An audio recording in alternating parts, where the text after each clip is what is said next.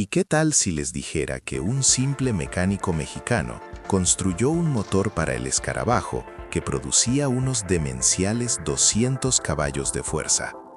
Y no estoy hablando de tecnologías modernas, sin turbos, sin óxido nitroso, sin computadoras. Era una bestia puramente atmosférica, creada sobre la base de un motor de 4 cilindros refrigerado por aire. Un motor del cual la propia Volkswagen declaraba oficialmente que nunca, bajo ninguna circunstancia, podría entregar de manera fiable más de 50 caballos. Esta es la historia de Carlos González, un mecánico jefe de un concesionario común y corriente. Un hombre que demostró que los mejores ingenieros alemanes de Wolfsburgo estaban equivocados. No solo modificó el auto, hackeó el propio ADN del legendario Bocho. Creó uno de los motores más míticos en la historia del automovilismo mundial. Imaginen esto: Ciudad de México, 1968. El aire está impregnado del olor a gasolina barata y caucho quemado. Sientan el calor que sube del asfalto negro. En la recta de salida de una pista de arrancones, aparece un Volkswagen sedán de color amarillo brillante. En aquellos tiempos, el escarabajo se consideraba un auto para amas de casa, para estudiantes. Los espectadores en las gradas se ríen, señalan con el dedo. Los rivales en sus potentes motores V8 americanos ni siquiera lo miran. Tienen motores de 7 litros, Mustang, Camaros, bestias de Detroit. Un escarabajo de fábrica cubría el cuarto de milla en unos interminables 18 a 20 segundos. Eso si soplaba viento a favor. Se enciende la luz verde. El pequeño auto amarillo no simplemente arranca, se catapulta. Las ruedas delanteras se despegan por un instante del asfalto. Del tubo de escape emana un sonido distinto. No es el traqueteo habitual, es el ladrido furioso de un bólido de carreras. 12.8 segundos después, cruza la línea de meta a una velocidad de 108 millas por hora. La multitud se queda paralizada. El silencio se vuelve tangible. La gente mira sus cronómetros, luego al auto. Luego se miran unos a otros. Desde el punto de vista de la física, desde los manuales oficiales de Volkswagen de la época. Aquello era imposible. Pero Carlos González acababa de convertir lo imposible en realidad. Para entender la magnitud de esta hazaña, hay que recordar qué era el motor del escarabajo a finales de los años 60. Era un ícono de la simplicidad. Ferdinand Porsche lo diseñó en los años 30 como una unidad máximamente económica, barata de producir, fiable. En 1968, la versión más potente con un volumen de 1.600 centímetros cúbicos entregaba unos modestos 57 caballos de fuerza. Los ingenieros en Wolfsburgo pasaron años calculando los límites de este diseño. Su veredicto fue definitivo. El cárter de magnesio del motor no soportaría un aumento de volumen por encima de los 1.800 centímetros cúbicos. Simplemente se agrietaría bajo la carga. Las aletas de refrigeración de los cilindros no podrían disipar el calor si la potencia superaba los 100 caballos de fuerza. Si intentabas exprimir más de este motor de aire, en lugar de pistones, terminarías con un trozo de aluminio fundido en el bloque. Así rezaba el dogma oficial. Estaba escrito en los libros de texto con los que estudiaban todos los mecánicos del mundo. Todos, menos uno. De día, Carlos González era un empleado ejemplar. Apretaba tuercas, cambiaba aceite. Pero cuando las puertas del taller se cerraban, Carlos se transformaba en un investigador obsesivo. Por las noches estudiaba cada curva, cada canal, cada tornillo del diseño de Ferdinand Porsche. Buscaba lo que los alemanes llamaban potencial oculto. González participaba en carreras desde 1965 y le enfurecía esta limitación. Mientras los autos americanos presumían manadas de 400 caballos, los mejores preparadores de escarabajos del mundo luchaban por exprimir 80 miserables caballos de su motor boxer. Carlos notó algo extraño al desarmar cientos de unidades. El cárter del motor. su base. Tenía un margen de resistencia excesivo. Volkswagen utilizaba la misma fundición base para motores pequeños y grandes. Las bancadas del cigüeñal eran masivas.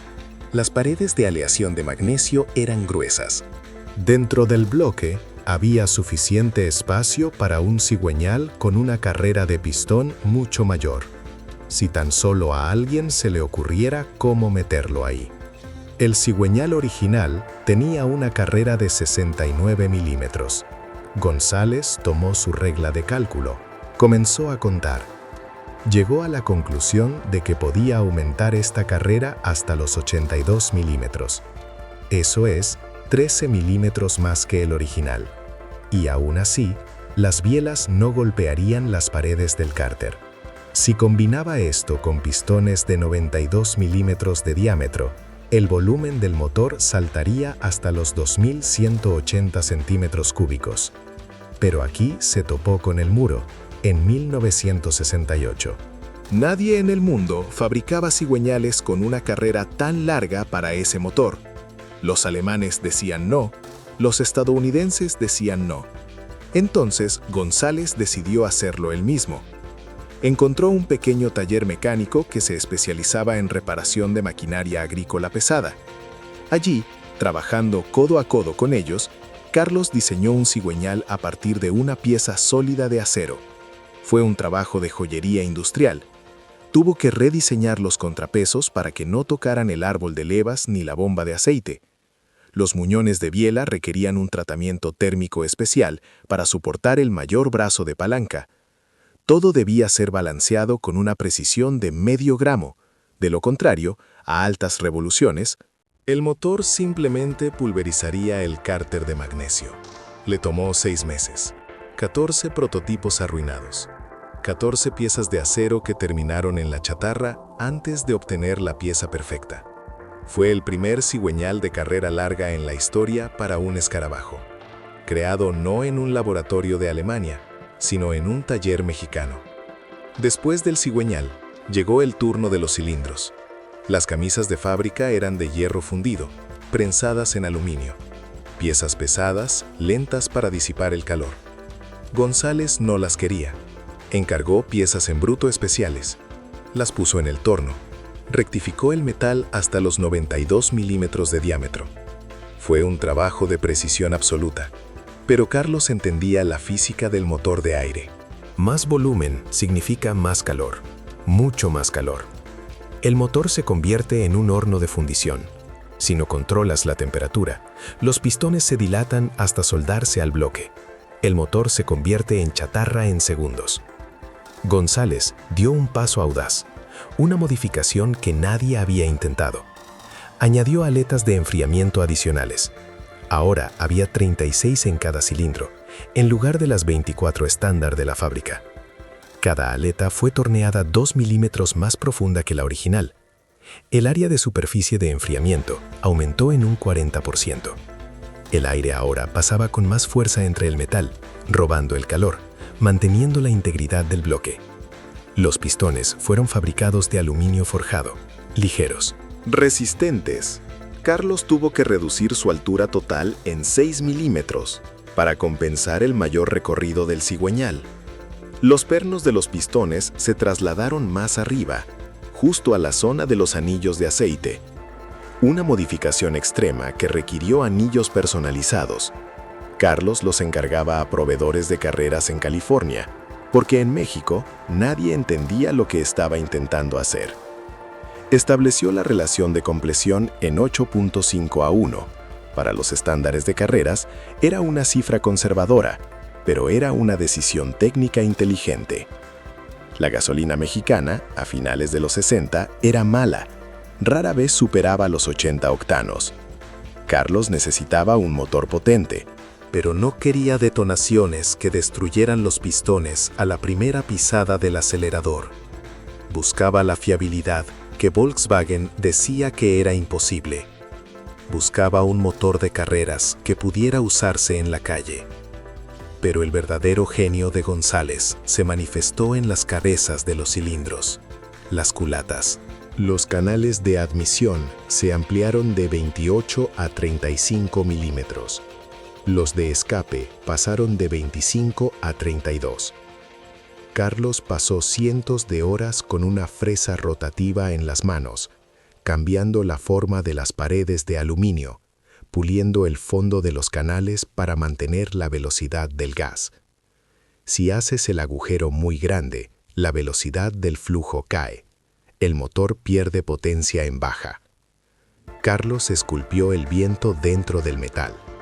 Las guías de las válvulas se estrecharon de 11 a 8 milímetros para eliminar la resistencia innecesaria. Las válvulas mismas se volvieron gigantescas. Las de admisión crecieron hasta los 42 milímetros, las de escape hasta los 37.5.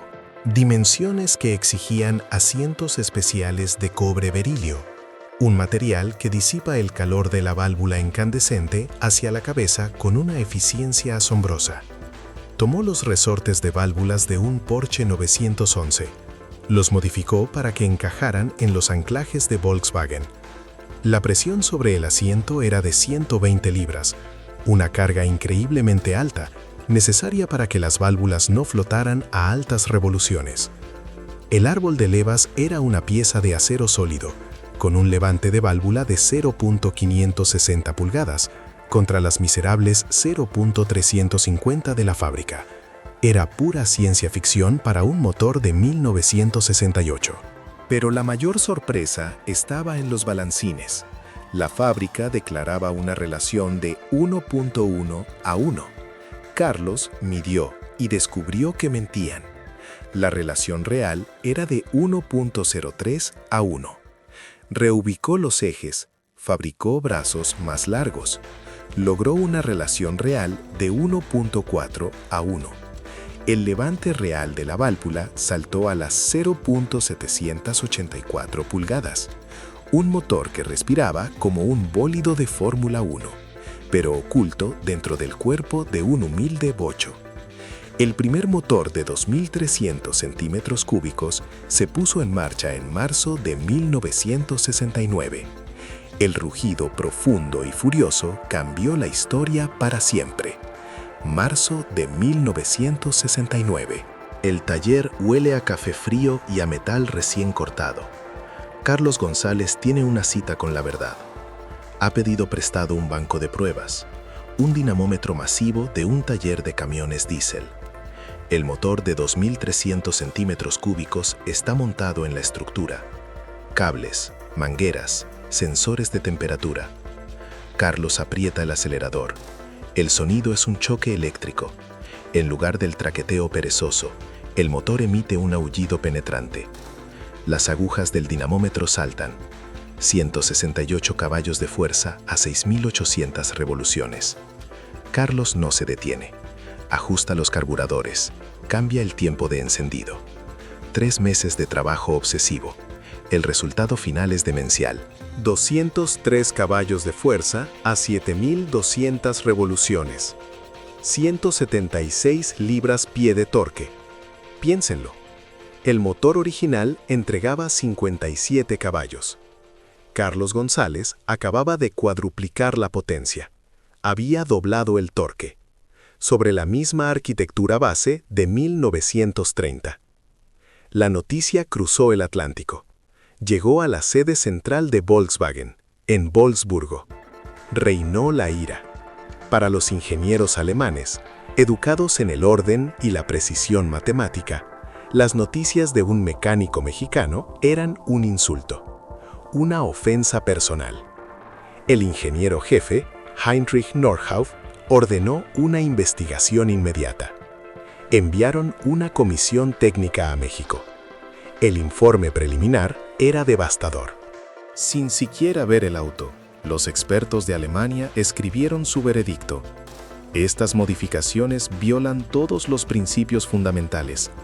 La temperatura de las cabezas superará la marca crítica. El cárter de magnesio se agrietará. Los cojinetes fallarán en menos de 1000 millas. La creación de este motor es técnicamente imposible. Punto. El dogma alemán estaba sellado en papel oficial. Carlos leyó el informe No se enojó, sonrió. Invitó a los alemanes a su taller. Les propuso una prueba de durabilidad extrema. Instaló su motor de 2300 en un escarabajo común de 1967. El reto: un viaje de ida y vuelta de la Ciudad de México a Acapulco.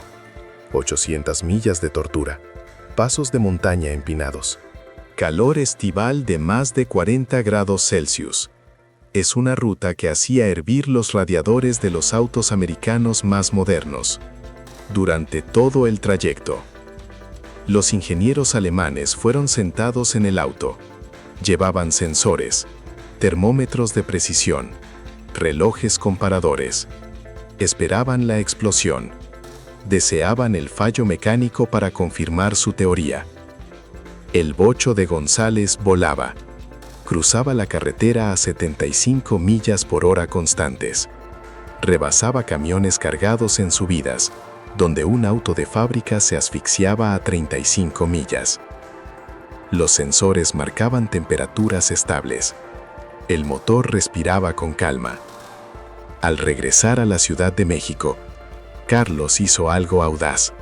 Desmontó el motor hasta el último tornillo frente a los ojos de la comisión. El resultado fue un golpe al orgullo de Wolfsburgo. Los cojinetes parecían nuevos. Ni una sola microfisura en el cárter de magnesio. La temperatura de las cabezas nunca superó los seguros 380 grados Fahrenheit. Los alemanes guardaron silencio. Un silencio largo, pesado. Regresaron a Alemania sin comentarios oficiales. No sabían cómo explicar a sus jefes que un mecánico autodidacta mexicano había destrozado sus cálculos imposibles. La fama estalló. El taller de González se volvió un lugar de peregrinación. Filas de personas querían convertir su auto barato en un asesino de gigantes. Un kit completo costaba 45,000 pesos de la época. Unos $3,600 de 1970. Para que comparen, un bocho nuevo de agencia costaba $800. No importaba. La gente pagaba. Querían la potencia. El auto más famoso fue la cucaracha negra del piloto Miguel Santana. Un sedán común de 1963. Negro mate. Sin alerones. Sin lujos. En el Autódromo Hermanos Rodríguez, esta cucaracha humilló a la industria automotriz de Detroit. Cubría el cuarto de milla en 12.8 segundos. El legendario Plymouth Cuda de 1970, con su motor de 7 litros, lo hacía en 13.5. El orgullo de Estados Unidos era derrotado por un escarabajo de aire diseñado en México. Carlos González ya no era un mecánico. Era una leyenda de la ingeniería alternativa. 1971. Carlos no se detiene, quiere más. Mira hacia la inducción forzada. En aquellos años, el turbo era una tecnología primitiva, poco fiable, con un retraso de respuesta que mataba la aceleración. González toma un camino distinto, más rudo, más mecánico. Consigue un sobrealimentador GMC, modelo 271, una pieza de hierro colado diseñada para un enorme motor diésel de autobús. El compresor era casi del tamaño del propio motor del escarabajo. Para instalarlo, Carlos tuvo que rediseñar la arquitectura del auto. El sobrealimentador se montó donde antes estaba el asiento trasero, impulsado por una potente correa Hilmer conectada a la polea del cigüeñal. Los desafíos técnicos eran extremos. El sistema de ventilación de fábrica no podía con la presión excesiva. Los retenes de aceite explotaban. González diseñó un sistema de lubricación de cárter seco, usando una bomba externa accionada por correa. El colector de admisión de aluminio fundido simplemente estallaba bajo la carga, así que Carlos fresó uno nuevo a partir de un bloque sólido de aluminio, con nervaduras de refuerzo estructural. Incluso la carcasa del ventilador fue modificada para liberar espacio para el impulsor del supercargador. Con una presión de solo 8 libras por pulgada cuadrada, el motor de 2.3 litros entregó 315 caballos de fuerza. Piénsenlo, 315 caballos en un auto que pesaba menos de 800 kilogramos. Era más potencia que un Corvette de la época, más que un Porsche 911S, y todo sobre la base de un motor de aire que, según los alemanes, no podía pasar de los 100 caballos. En la pista de arrancones, el bocho con supercargador no tenía rival. Volaba el cuarto de milla en 10.9 segundos, alcanzando en la meta las 121 millas por hora. En la distancia de media milla, aceleraba hasta unas demenciales 145 millas por hora.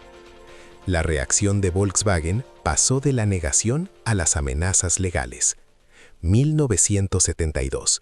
La representación oficial en México envió una carta, una exigencia de cese y desistimiento. Afirmaban que las modificaciones dañaban la reputación de la marca, que violaban patentes industriales. La respuesta de Carlos González pasó a la historia de las guerras legales. Fue un ejemplo de troleo técnico elegante. Su abogado hizo una sola pregunta: ¿qué patentes exactamente se han violado? El cigüeñal de carrera larga era un desarrollo propio. Las cabezas estaban rehechas desde cero. El sistema de supercargador no contenía ni una sola pieza de la marca alemana. Los abogados del consorcio entendieron la derrota. Retiraron las reclamaciones en silencio. Pero González hizo algo más profundo, algo que hoy llamaríamos filosofía de código abierto. Se negó a patentar sus planos. Se negó a guardar el secreto del cigüeñal de 82 milímetros. El conocimiento debe ser libre. Eso decía Carlos. Si los alemanes compartieran su ingeniería, yo no habría tenido que descubrir todo esto solo. 1973. Los fanáticos de California se enteraron de los míticos motores mexicanos por anuncios en revistas especializadas. El primer kit de piezas llegó a manos de Jim Berg, el preparador más legendario de Estados Unidos. Berg era un escéptico. Llevaba 15 años armando motores y nunca había visto una unidad atmosférica de aire entregar más de 150 caballos. Jim armó el motor del kit mexicano con precisión científica, en su propio dinamómetro. La máquina entregó 198 caballos de fuerza a 7.100 revoluciones. Berg pidió de inmediato otros 10 kits. La vieja guardia de preparadores estadounidenses fue derrotada por un mecánico común de la Ciudad de México. El estándar de oro mundial para motores Volkswagen potentes acababa de nacer en un garaje mexicano. Incluso los ingenieros de Porsche, los hombres que diseñaban los bólidos de Le Mans, los que siempre miraban el motor del escarabajo como un pariente pobre y primitivo, comenzaron a fijarse en el taller de la Ciudad de México. Hans Messier, el genio detrás de los motores de carreras de Stuttgart, lo admitió años después. Las modificaciones mexicanas nos mostraron posibilidades que ni siquiera habíamos imaginado. No fue un reconocimiento oficial. Porsche nunca pondría el nombre de un mecánico de garaje en sus comunicados de prensa. Pero las aletas de enfriamiento más profundas, la geometría de los balancines modificada, la forma específica de los canales de admisión, todo eso empezó a aparecer en los motores boxer alemanes de nueva generación. El ADN mexicano estaba infiltrándose en la élite del automovilismo mundial.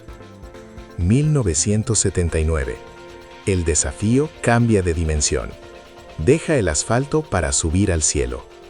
Un constructor de aviones experimentales, llamado William Ginn, contacta a Carlos. Necesita un motor ligero, potente y, sobre todo, absolutamente fiable. En la aviación no hay segundas oportunidades. Un fallo del motor no es abandonar una carrera, es una sentencia de muerte.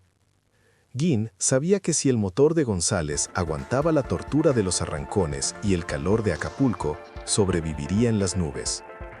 Carlos aceptó el reto. Desarrolló una versión especial de aviación de su bloque de 2.300 centímetros cúbicos. Redujo la relación de compresión a 7.5:1 para usar gasolina de aviación. Instaló un árbol de levas más suave con botadores hidráulicos para eliminar el mantenimiento constante en pleno vuelo. Implementó un sistema de encendido doble, 2 bujías por cada cilindro. Si una fallaba, la otra mantenía el avión en el aire. Aumentó el cárter de aceite a 8 litros, en lugar de los 2.5 estándar, para garantizar la refrigeración en vuelos prolongados de 5 o 6 horas. Cada pieza pasaba por una inspección magnética, llamada Magna Flux, buscando microfisuras invisibles al ojo humano. El resultado fue un motor de 125 caballos de fuerza a 3.600 revoluciones. El prototipo voló de Florida a Alaska. De regreso, más de 8.000 millas sobre montañas y glaciares sin una sola avería. El mecánico mexicano le dio alas al motor de Ferdinand Porsche, pero el genio no se detuvo en el aire. Carlos continuó perfeccionando sus culatas, la serie de cabezas Mark 10, 1976, con puertos de admisión soldados que aumentaron el flujo de aire a 145 pies cúbicos por minuto. Mark 4, 1978, con guías de bronce y válvulas de escape rellenas de sodio, un metal que se vuelve líquido con el calor y lo transporta fuera de la válvula para evitar que se funda. Mark 5, 1981, la cumbre de su carrera, creadas con las primeras máquinas de control numérico computarizado, entregaban 165 pies cúbicos por minuto, al mismo nivel que los motores V8 americanos de bloque pequeño. Los cigüeñales también evolucionaron. Las piezas de acero sólido fueron reemplazadas por aleaciones de cromo-molibdeno 4340, 2 kilogramos más ligeras, pero con una resistencia de grado militar.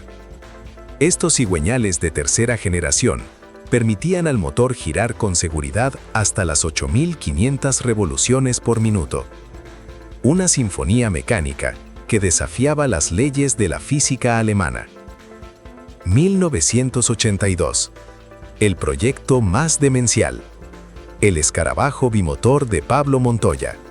El padre del futuro piloto de Fórmula 1, Juan Pablo Montoya, construyó un monstruo con 2 motores González de 2.300 centímetros cúbicos, equipados con sobrealimentadores. La potencia total, 640 caballos de fuerza. Técnicamente era una pesadilla. Los 2 cigüeñales debían estar sincronizados con una precisión de un solo grado. Un error, una vibración fuera de fase, y la inercia partiría el auto por la mitad. El sistema de alimentación incluía 8 carburadores Weber 48, 4 bombas de combustible trabajando al unísono. El auto recorrió el cuarto de milla en 8.7 segundos, a una velocidad de 154 millas por hora. Ese récord, para escarabajos basados en la arquitectura original, se mantuvo intacto durante décadas. Una prueba de que la base de aire, en manos de un genio mexicano, no tenía límites. Y aquí llega la ironía más dulce. 1986. La compañía Volkswagen, la misma que durante años negó las capacidades de González, la misma que le envió cartas de amenaza legal, lo contrató oficialmente. Como consultor, lo invitaron a Wolfsburgo. El hombre que hackeó su motor ahora se sentaba en la misma mesa con los jefes de departamento. Les explicaba dónde se equivocaban, en los cálculos del régimen térmico, en la resistencia del cárter de magnesio. Oficialmente, su cargo era asesor especial.